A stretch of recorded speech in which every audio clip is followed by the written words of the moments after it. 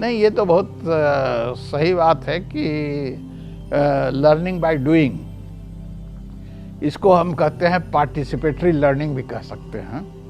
तो जो क्लासरूम में इंस्ट्रक्शन, जो ब्लैक बोर्ड और टीचर टीचिंग स्टूडेंट्स, अगर उसको हम मान लीजिए कि ग्रुप में बिठा दें और टीचर सेंटर में बैठ जाए और वो भी उनको अपने साथ as if he is also a student, और वो उनको अपने साथ लेकर के चलता है और सिखाता है, तो ये एक तरीका बहुत कारगर साबित हुआ है और साबित होता है। इसको कहते हैं लर्निंग बाय डूइंग। आज नहीं, बहुत पहले से किया गया था, करके सीखो। तो करवाते हैं, कुछ सिखाते हैं और फिर उसको जो है फॉर्मलाइज करते हैं। जैसे मान लीजिए हमने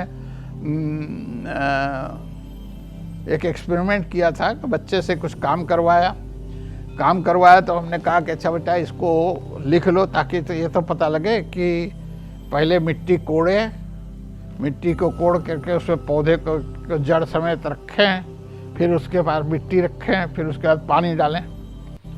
तो ये हमने सीक्वेंस मान लीजिए बता दिया उस बच्चे को। अब हमने कहा कि अब इसको लिख लो, कहीं ऐसा ना हो कि पहले तुम पानी डाल दो और पौधे को गाड़ दो, उसके बाद कोड़ने लगो। अगर सीक्वेंस बिगड़ जाएगा तो तुम्हारा ये पौधा नहीं चलेगा। तो सिंपल सी बात है कि लर्निंग बाय डूइंग, काम करा करके सिखाना, ये ज़्यादा कारगर, परमानेंट, और एक बार जो आदमी काम कर लेता है तो हमेशा उसके लिए परमानेंट लर्निंग हो जाती है। तो ये जो आपका प्रश्न था, हमारा ख्याल है कि इसको अप्रोच भी लर्निंग बाय डूइंग का अप्रोच इसमें हो। और एक बात और कहना चाहूँगा, तो आपके प्रश्न में नहीं है मगर वो प्रश्न बहुत इम्पोर्टेंट है, कि अगर आप देखें कि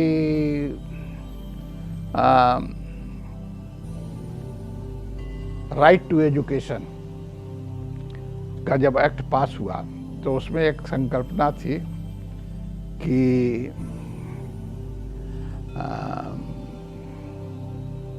कंटिन्यूअस कम्प्रिहेंसिव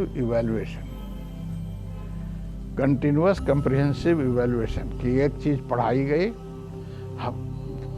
थोड़े थोड़े स्टेप के बाद उसके परीक्षा किया, परीक्षा कर करके और फिर उसके बाद अगले पर लेके गए। यहाँ तक तो बात हुई, काफ़ी हद तक हुई, मगर इसमें एक निहित चीज़ छिपी हुई थी कि जो जिस यूनिट को आप पढ़ा रहे हैं वो यूनिट पूरा ही जानना, पूरा 100% उसको मास्टरी हो, तब अगले यूनिट पर जाएगा।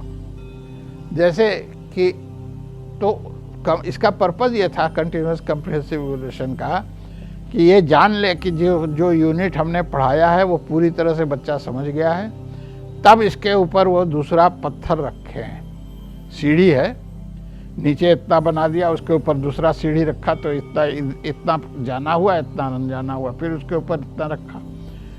अगर मान लीजिए यहाँ पर कहीं रह गया गैप नीचे वाले पर, तो ये भरभरा के गिर जाएगा। इसलिए यहाँ पर जो नहीं आया है उसको रेमेडियल प्रोग्राम दे करके, दोबारा दे करके, उसको सिखा करके, पक्का करके, तब अगले स्टेप पर जाए।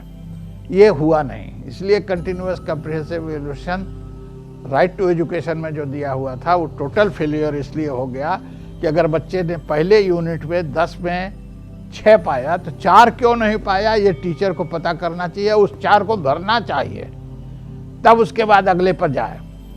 तो रेमेडियल प्रोग्राम नहीं था। कंटिन्यूअस कम्प्रिहेंसिव इवैल्यूएशन में रेमेडियल प्रोग्राम होना जरूरी है। इसीलिए मैं ये चाहता हूँ कि जो भी हम पढ़ाएं वो पूरा का पूरा बच्चा समझे। उसमें ये नहीं है कि 33% समझ गया, 40% समझ गया, 50% समझ गया। समझ सब जाए, लिख नहीं पाता है तो आप उसके लिखने के, उसके एक्सप्रेशन को, ये उसकी डेफिशिएंसी है तो उसको मेकअप करें। There is nothing like shortcut in this.